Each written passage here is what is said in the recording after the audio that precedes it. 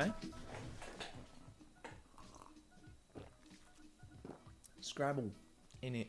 Hey everyone, how's it going? Today I basically wanted to talk about kind of the things I've learned over my year on YouTube. Gaining only 300 subscribers from 100,000 views, and you know, I kind of hope that you guys can learn from my mistakes and do kind of better YouTubing if that's a thing you're doing. Anyways, I thought we'd just jump right in and start talking about the things I've learnt on YouTube. So, number one, quantity, not quality. Wait, no. Quality over quantity. That's what I meant. It's a pretty old saying at this point, and it still rings true for a lot of scenarios. More specifically, YouTube is... it's pretty important for YouTube, I'm not gonna lie. Because if you have a bad quality video, and it gets a ton of views, you're not really gonna get any subscribers out of it, or not as many subscribers as you might hope. And I'm kind of speaking from experience here with my Matrix 30 review. Now, that thing's gained me about 100 subscribers at this point, but it also has over 30,000 views at this point. So that's not exactly the greatest. Now, granted, it was my first video, and it wasn't exactly the best quality, because I didn't expect it to get anywhere near like 500 views even. I was just like, hey, I got this case I'm gonna use for a PC build, and I may as well make a review out of it using my... where is it? My phone's over there, because I'm using it as notes, that's right. Basically, my thinking with it was that, you know, it's my first video, no one's gonna expect it to be really that good quality, it's not gonna get many views, people aren't gonna watch it, it's fine, I don't need to up the quality or anything. That was the biggest mistake I made. If I had put more time and effort into that video and just made it infinitely better quality, I think I would probably have a lot more subscribers at this point, considering it has 40,000 views. That's still blowing my mind. I don't know how it happened, but such terms, I guess. Anyway, another example of this is my friend's channel, Fire Fear, something like that.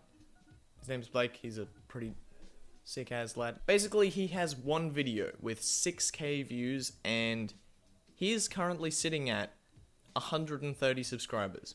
Now, I don't know about you, but that's a pretty good outcome, considering he's only had it up for, what, 2 months now? So that kind of gives you an idea of what a kind of good quality video will look like if it gets a lot of views, and your channel will grow from that. Anyways, you might have noticed that one of my latest videos, Rocky's, like, me going over to Rocky's house, and then we took apart a few of his PCs and stuff like that. I put a lot more time and effort into the edit, and I feel like it's a much better video than I would have put out if I was just going off my quota of one video per week. Which, if you've been following the channel, hasn't exactly been uploading once a week anymore. Anyways, the second thing I learned was to be original, you know?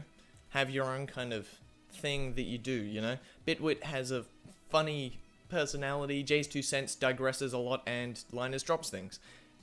Well, and his production quality is pretty insane, not gonna lie. Those red cameras are doing him pretty well. And you don't exactly need to know where you want to be original from the get-go. You just need to you need to have that there so that people can recognize you as like an actual person and a channel that is original, and they're not just copying someone, like they're not just doing prank videos because they're popular or something like that. Anyways, for the third thing I wanted to talk about is you don't really need all that much to get started on YouTube. You just need a decent mic and maybe a phone or a crappy camera that you've had around for a while or something like that. It doesn't really need to be all that expensive or all that amazing. And I'm speaking from experience here because I started my channel with my phone and my HyperX headphones, along with the mic that came with it. Now, you've probably noticed if you've watched those videos, they're not exactly the best looking or sounding things, but you can definitely make them look or sound good with, you know, a bit of equalizing or even a bit of color grading in the edit. But you know, if you want to take that second step and go from your phone to something like a mirrorless or a DSLR, some good options can be like a Panasonic GX880. They're around 500 to 600 Australian at the moment. Oh, my dog's here. Eddie! Doggy. And then some other examples of some cheap cameras are the GX85 from Panasonic as well. That has inbuilt image stabilization, so that's a pretty decent vlogging option. The only thing is it doesn't have a headphone jack, which can be a pretty big deal breaker for some people. And then there's also the Olympus OMD M5 Mark II, I believe. There's some pretty decent budget options, especially if you can buy them used and get them for much cheaper. And then don't forget lighting. Lighting is probably the most important part. If you have a crap camera, you can probably make it look at least that little bit extra better with some extra lights. Like, for example, these Amazon lights that I picked up for 70 bucks, and they do a pretty decent job because, you know, you can swap the bulbs out and stuff like that, and it can change the colors of things. See, look, I've got a light down here. It's pretty cool. Anyways, as well, if you're starting a channel with a not so good camera and a not so good mic, and you want to upgrade one of the two, but you're not sure which one you should go for, audio quality goes a much further way than video quality. Like, it's a lot easier to watch something that's got good audio quality than it is visual quality, because, you know, you can kind of just listen to it and, you know, whatever.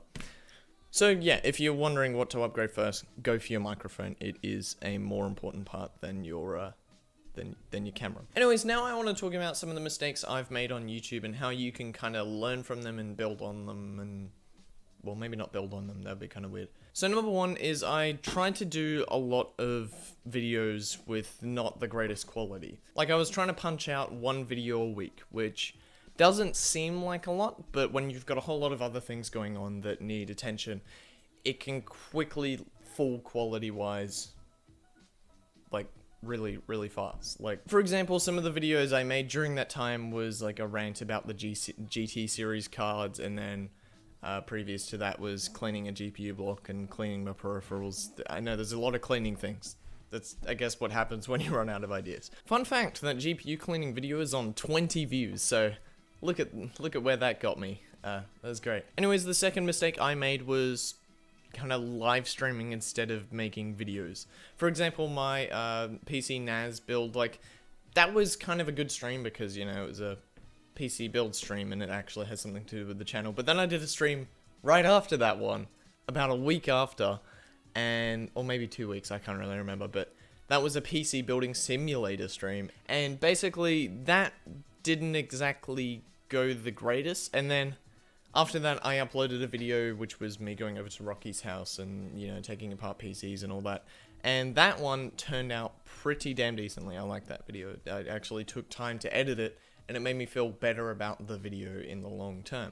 And, you know, I feel like it's something that people will want to subscribe for. And then after that, I did another live stream, which, that's not exactly the best track record for making videos. The live stream to video ratio isn't exactly that great. So I guess what you can take away from that is, if you're making a live stream, or you're doing a live stream, make it something worthwhile that people want to watch, not just like a filler thing to get people to keep watching your videos and not unsubscribe. Because if you spend time on making something that's actually good quality, people will want to stay subscribed for longer.